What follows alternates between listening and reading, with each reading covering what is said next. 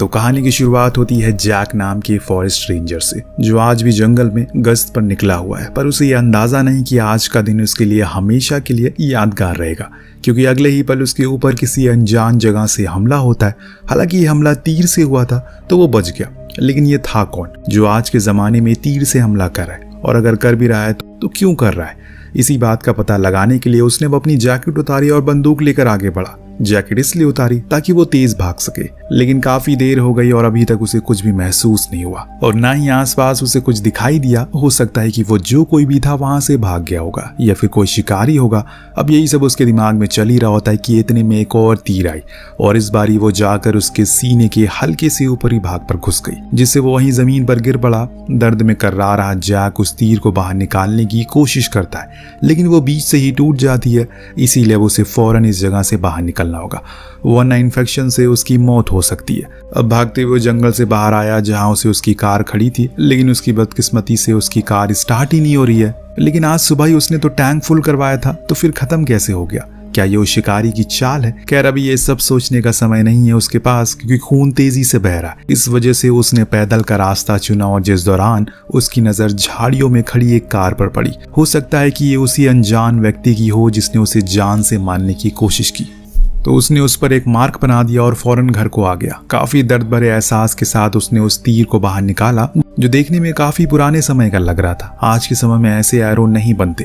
अब आपको लग रहा होगा कि जैक हमेशा से एनिमल लवर रहा है, पर ऐसा नहीं है। पहले वो खुद भी एक जमाने में शिकारी था जिसकी पूरी टाउन में चर्चा थी, पर उसकी बेटी अलीना को उसका ये काम पसंद नहीं था और यही वजह है कि उसने ये काम छोड़ दिया। दरअसल एक दिन जब वो अपनी बेटी के साथ कहीं से लौट रहा था तो वो कुछ सामान लेने के लिए उतरा, और जब वापस आया तो उसकी बेटी अचानक कहीं गायब हो गई। आज पूरे 5 साल होने को आ गए और आज भी वो उसे मिसिंग पोस्टर लगाता रहता है। लेकिन उस गम को बुलाने के लिए उसने शराब का सहारा लिया, जो इतनी ज्यादा हो गई कि उसकी बीवी तक उसे छोड़कर चली गई। पर इसीलिए अब वो अकेले ही रहता है। अपनी बेटी के लिए फॉरेस्ट रेंजर बन गया है ताकि जानवरों को बचा सके जैसे वो चाहती थी। उसने आधे से ज्यादा जंगल में कैमरास लगा रखे हैं, जिसकी मदद से वो घर बैठे ही सारी चीजों पर निगरानी रखता है। तो वहीं दूसरी ओर हम टाउन के न्यू शेरिफ एलिजाबेथ को देखते हैं, जो पुलिस इंचार्ज कार्ल के पास जाती है और अपने भाई क्रूम को छुड़ाने के लिए, जिसे एक अबैंडन्ड फैक्ट्री से पकड़ा गया है, जहां पर उसने 2 नंबरी काम किए होते हैं। अब यहाँ पर एलिजाबेथ की पोस्ट के कारण उसे छोड़ दिया जाता है, बस एक वार्निंग देकर। पर वापस जाते समय वो अपने भाई से पूछती है क्या उसने किसी को मारा है, तो वो बताता है कि नहीं, बल्कि उसे तो फैक्ट्री में काम करने वाले आदमियों ने मारा है, क्योंकि उन्हें पता चल गया था कि मैं किसका भाई हूँ। अब एलिजाबेथ उसे वहां से जाने से मना करती है, पर वो कोई जवाब नहीं देता। इस बीच उसके पास एक कॉल आई, एक नदी किनारे लाश मिली है, इसीलिए वो उस जगह के लिए निकल गई। इधर जैक के पास उसकी एक्स वाइफ आती है, जो चाहती है कि वो अपनी बेटी का फ्यूनरल कर दे, क्योंकि वो दोबारा माँ बनने वाली है और वो नहीं चाहती कि किसी भी बुरे अतीत के साथ उसके आने वाले बच्चे पर असर पड़े। लेकिन जैक मना करता है उन पेपर पर साइन करने के लिए, क्योंकि उसे अभी भी लग रहा है कि उसकी बेटी जिंदा है। और जब उसकी बीवी ने देखा कि वो अभी भी नशे में है, तो वो वहां से ये कहकर चली गई कि 2 हफ्ते बाद उसका फ्यूनरल है, हो सके तो आ जाना। अब सीन शिफ्ट होकर पहुंचता है उसी क्राइम सीन पर, जहां पर सभी पुलिस वाले उस लड़की की लाश को काफी बारीकी से देख रहे थे, लेकिन उन्हें कोई सबूत नहीं मिलता जिससे शिनाख्त हो सके कि इसका खून कैसे हुआ। तभी एलिजाबेथ के उसके गले पर चोट के निशान मिलते हैं। वो थोड़ा पुराना था, हो सकता है कि किसी के बदले की आग ने इसकी जान ले ली हो। और इसके बाद ये लोग आसपास की जगहों वाले इलाकों से खोजबीन करते हैं। इन्हें कुछ खून के निशान मिले, जिसका मतलब ये था कि ये काफी टाइम से घायल थी और जिंदा रहने की कोशिश में लगी थी, लेकिन वो खुद को ज्यादा देर जिंदा रख नहीं पाई। वहां से एक छिले हुए पेड़ पर एक टूटी हुई एरो दिखी, जिसे इन्होंने फोरेंसिक के लिए अपने पास रख लिया। अब स्टेशन आने पर जब एलिजाबेथ ने उसकी जांच की तो उसे उसके बीच में एक मार्क दिखा। हूबहू ये एरो उसी तरह लग रहा है जैसे जैक के सीने पर उस दिन लगा था। हो सकता है कि इन दोनों के बीच में कोई तालमेल हो। उस लड़की की शिनाख्त के लिए हर तरफ न्यूज चलाई जा रही है। जब जैक ने यह देखा तो उसे लगा कि कहीं ये उसकी बेटी तो नहीं है। वो फौरन शेरिफ के पास पहुंचा और बताया कि वो उस लड़की को लाश को देखना चाहता है। लेकिन जब उसने उसके मुंह से पर्दा हटाया तो वो कोई और थी, और इससे अंदाजा लगाया जा सकता है कि आज भी उसके दिल में कहीं कोने में यकीन है कि उसकी बेटी जरूर जिंदा होगी। उसके जाने के बाद एलिजाबेथ उसके बारे में वहाँ के डॉक्टर से पूछती है, तो वो सारी कहानी उसकी बताता है। उसकी कहानी जानने के बाद एलिजाबेथ को उसके लिए काफी बुरा लगता है। अगली सुबह काफी सोचने के बाद जैक ने आखिरकार उन पेपर पर साइन कर ही दिया, यानी कि अब उसकी बेटी का फ्यूनरल होगा। इतने में उसके पास वार्निंग अलार्म सुनाई देता है। कैमरा पर देखने पर पता चला कि कोई शिकारी है जो भाग रहा है, पर किसी जानवर के पीछे नहीं बल्कि एक लड़की के पीछे। इसीलिए फौरन वो अपनी बंदूक लिया और साथ में पेंट बॉक्स भी।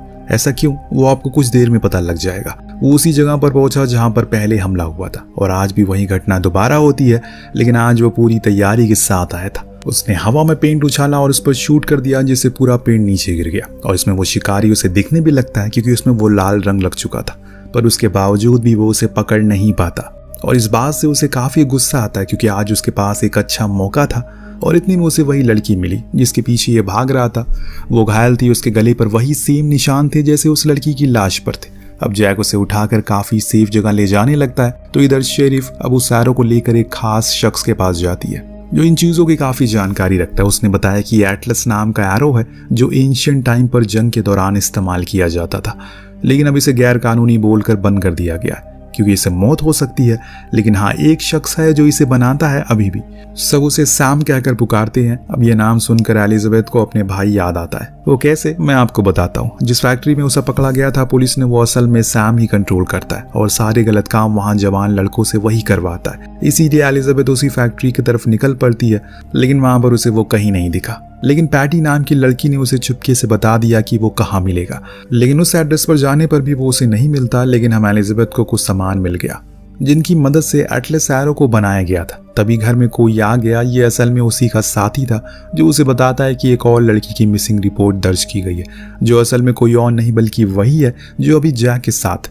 इधर जैक जंगल में उसे उठाते उठाते थक चुका है, इसीलिए उसने एक जगह पर उसे रख दिया कि तभी वही लड़की उस पर हमला कर देती, ये समझ कर कि कहीं वो शिकारी तो नहीं है जो उसे मारना चाहता है। लेकिन जैक उसे समझाता है कि वो उसके साथ सुरक्षित है, उसे कुछ नहीं होगा। हालांकि वो मानने को राजी नहीं हो रही है, लेकिन धीरे धीरे करके जैक उसे यकीन दिला ही देता है। अब दोनों वहीं एक बंकर में छुप गए जिसे उसने ही बनाया था इस जंगल में ताकि शिकारियों को पकड़ सके, पर फिलहाल वो खुद उसे बचने के लिए यहाँ छुपा है। वो उस लड़की से पूछता है कि उसका नाम क्या है, पर वो यहाँ तक कैसे आई, लेकिन वो कोई जवाब नहीं देती। असल में देगी भी कैसे, उसके गले की वोकल कॉर्ड को ही काट दिया गया है। जी हाँ दोस्तों, उस शिकारी ने बोलने की क्षमता को ही छीन लिया है ताकि वो चिल्ला ना सके और वो आराम से उसका शिकार कर पाए।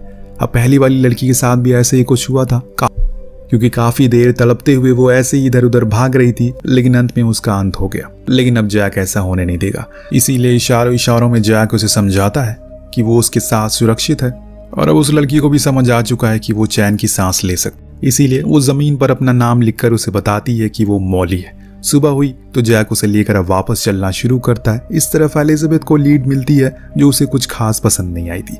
दरअसल मॉली को आखिरी बारी ग्रुप के साथ देखा गया था, लेकिन उसे शक जैक पर हो रहा है क्योंकि उसने आखिरी बारी कुछ शिकारियों के हथियार छीन कर खुद के पास रख लिए थे। वो उसे कहीं न कहीं साइको भी लगता है। क्या पता अपनी बेटी की मौत के बाद वो ऐसा बन गया हो। इधर जैक अब थका हारा घर पहुंचता है तो उसे वहां किसी के होने का अंदेशा लगता। वो चौकन्ना हो गया, लेकिन इतने में ही उस पर हमला हो जाता है। जी हाँ, उसका शक सही था। घर में कोई पहले से मौजूद था जो कोई और नहीं बल्कि वही शिकारी था जो अपने एरो से उस पर हमला करता। लेकिन जैक भी उसे लड़ाई में कम नहीं था, लेकिन वो थका हुआ है और वो घायल भी है, इसलिए ज्यादा देर वो उसे रोक नहीं सका, जिससे वो अपने मकसद में सफल हो गया और मॉली के पेट में एरो घुसाकर उसे मार देता है। ये देखकर जैक बुरी तरह से टूट जाता है क्योंकि वो उसकी जान नहीं बचा पाया। लेकिन ये सब यही खत्म नहीं होता। इस बीच वहां आ जाती है एलिजाबेथ और अंदर घुसते ही उसने वहां मॉली की लाश देखी। तभी साइड में निकला जैक जिसके हाथों में बंदूक थी। अब ये साफ दिख रहा है कि जैक ने ही उसे मारा है। लेकिन असली कहानी में ट्विस्ट तो यहाँ आता है क्योंकि उसके पीछे खड़ा था वही शिकारी जिसने एलिजाबेथ को देख अपनी हाथों की उंगलियां चटकाई और इससे वो समझ गई कि ये कोई और नहीं बल्कि उसका खुद का छोटा भाई ग्रुप है जिसे वो हर बारी बचा लेती है। लेकिन इस बार वो क्या करेगी? आज भी उसने वही किया जो हर बारी करती है। उसने जैक को शूट किया जिससे ग्रुप को मौका मिल गया भागने का।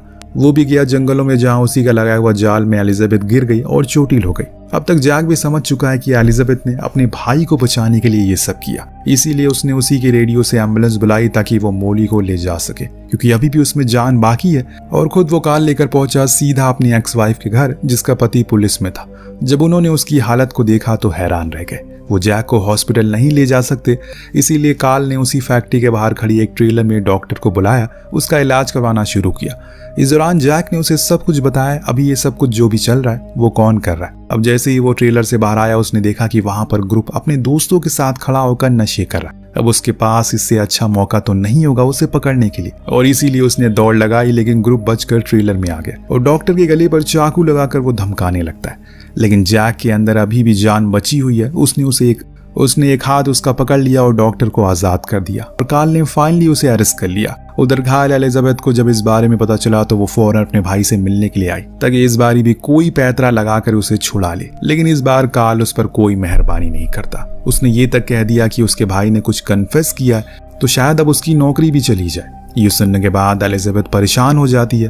देन ग्रुप इन लोगों को लेकर एक लोकेशन पर जाता है जहां उसने सैम को कैद करके रखा था। जी हाँ, उसी फैक्ट्री का मालिक जिसने ग्रुप पर बहुत अत्याचार किए। इसी का बदला लेने के लिए उसने उसे कैद किया। यानी कि जो शिकारी है ये सब कर रहा है वो कोई और ही है जिसने एलिजाबेथ को ही बेवकूफ बना दिया। अब ये बात जानने के बाद ये लोग सीधा सैम के पास गए और पूछा कि ये आरो क्या है, क्या उसने बनाई है। पर वो इनकार करता है क्योंकि वो अपनी किसी भी आरो पर कोई निशान नहीं छोड़ता।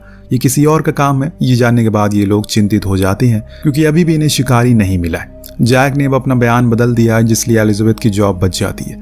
उसे पता चल गया है कि ग्रुप ने ये सब नहीं किया तो अब मॉली भी बच चुकी है। इतना सब कुछ होने के बाद उसने अब अपनी एक नई जिंदगी की शुरुआत करने का फैसला किया क्योंकि अब उसे एहसास हो गया है कि जिंदगी एक बार ही मिलती है। उसे खुशी खुशी जीना चाहिए और ऐसे शराब पीकर व्यर्थ नहीं करनी चाहिए। लेकिन अभी भी एक सबसे बड़ा सवाल है कि शिकारी आखिर है कौन, क्या कोई उसे पकड़ पाएगा या फिर नहीं। जैक अब कुछ सामानों को लेने के लिए ग्रोसरी जाता है, तभी उसकी नजर उसी ट्रक पर पड़ी जिसके ऊपर उसने शुरुआत में मार्क बनाया था। उसे एक उम्मीद नजर आई इसीलिए वो पास गया, लेकिन उसमें कोई भी मार्क नहीं था। जो देख उसके हाथ सिर्फ और सिर्फ निराशा ही लगी, इसीलिए वो वापस अपनी कार में आ गया। लेकिन तभी एक और वैसे ही ट्रक उसके पास से गुजरी जिसमें वो निशान था। इस बारी वो कंफर्म था और बस खड़ा रहा कि किसी भी समय उसके ड्राइवर पर हमला कर दे। लेकिन उसमें से तो एक बूढ़ा शख्स बाहर आता है। जो देख उसने उससे पूछा क्या उनका कोई बेटा है, पर वो इनकार करते हैं, ये कहकर कि वो अकेले ही रहते हैं और इस ट्रक के मालिक वही हैं। तो जैक ने उनसे झूठ कहा कि असल में इस ट्रक के ड्राइवर ने एक बारी उसकी मदद की, वो उसे शुक्रिया कहना चाहता है। तब वो बूढ़ा आदमी उसे बताता है कि कभी कभी मेरा पड़ोसी इस ट्रक को लेकर जाता रहता है। ये सुनते ही वो उसके पड़ोसी के घर गया और घर पर कोई नहीं था। उसने लॉक तोड़ा और अंदर घुसा। घर में रखी चीजों से पता चल गया कि ये जरूरी किसी शिकारी का घर होगा। लेकिन इससे भी भयानक था जब वो नीचे बेसमेंट में गया जहां पर न जाने कितनी लड़कियों की मिसिंग पोस्टर चिपके हुए थे और एक कोने में उसकी बेटी का भी पोस्टर था। थोड़ा और आगे गया तो वहां एक ऑपरेशन रूम, उस दौरान वो एक लड़की लेटी थी जिसके वोकल कॉर्ड निकले हुए थे। और ये देख अब जैक को यकीन हो जाता और ये सब जो भी कर रहा है वो इसी घर का मालिक है। पर इससे आगे वो कुछ और सोच पाता तभी उस पर हमला होता है। वो हमला करने वाला शख्स असल में दोस्तों वही डॉक्टर था जिसे कार्ल ने बुलाया था जैक का इलाज करने के लिए उस ट्रेलर में। जी हाँ, यही इस कहानी का विलेन है। अब सीन शिफ्ट होकर पहुंचता है एलिजाबेथ पर जो मॉली से मिलने के लिए आई थी, जिसका इलाज डॉक्टर बूम ही कर रहा है। पर वहां उस समय नहीं था वो। पर एलिजाबेथ को वहां डॉक्टर और उसकी बेटी की फोटो दिखी। लेकिन अब एलिजाबेथ को वहां पर डॉक्टर और उसकी बेटी की फोटो दिखती है जिसके बारे में नर्स ने बताया कि सालों पहले उनकी बेटी एक ड्रंक ड्राइवर केस में कुचलकर मारी गई और उनकी बेटी का नाम मेलिसा था। बूम यानी कि MB, वही सेम लोगो जो हम शुरुआत में सभी एरोस पर देखते हुए आ रहे हैं। और ये सब देखकर उसके दिमाग का ढक्कन खुलता है और वो फौरन डॉक्टर के घर पहुंचती है जहां वो तो नहीं था, पर हाँ वहां मौजूद रखी चीजों से उसे समझ आ चुका है कि ये सब क्या चल रहा है। अब वो वहां से जैक के घर गई उसे बताने के लिए कि उसकी बेटी का कातिल मिल चुका है। पर वो तो वहां था ही नहीं, बल्कि उसका तो शिकार हो रहा है। जो चीज एलिजाबेथ उसके घर में लगे मॉनिटर में देख लेती है, क्या सच में जैक का शिकार हो सकता है? उसे अच्छा तो इस जंगल को कोई भी जानता नहीं है और उसने हर जगह पर ट्रैप को खोल दिया जिसमें एक में डॉक्टर फंस जाता और इससे पहले कि वो कुछ कर पाता जैक ने उसे मार मार कर उसका हुलिया ही बिगाड़ दिया। पर जान से मारने से पहले वो उसे पूछता है कि आखिर उसने उसकी बेटी को क्यों मारा। डॉक्टर एक बहुत ही अजीब सा जवाब देता है जो किसी भी समझ के परे है। उसका कहना था कि उसके पिता यानी कि वो शराबी था और उसे शराब पीने वालों से सख्त नफरत है क्योंकि एक शराबी ने उसकी बेटी की जान ली, इसीलिए वो सभी शराबियों से बदला लेता है। उसकी ये बात सुनकर अब जैक उसे पूरी तरह से मार देता है।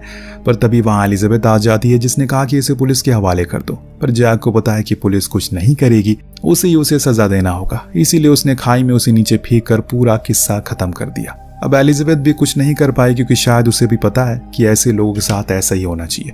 अब जैक ने टाउन के हर जगह से अपनी बेटी का पोस्टर हटा दिया क्योंकि अब उन्होंने उसका फ्यूनरल कर दिया है। उधर एलिजाबेथ ने उस फैक्ट्री को तोड़कर गिरवा दिया है ताकि उसके भाई की तरह और जैसे जवान लोग की जिंदगी बर्बाद ना हो। इसी के साथ ये कहानी यहीं पर समाप्त होती है। आपको कहानी कैसी लगी हमें कमेंट करके जरूर बताइएगा। मिलते हैं अगली वीडियो में। Thank you so much watching. Piece.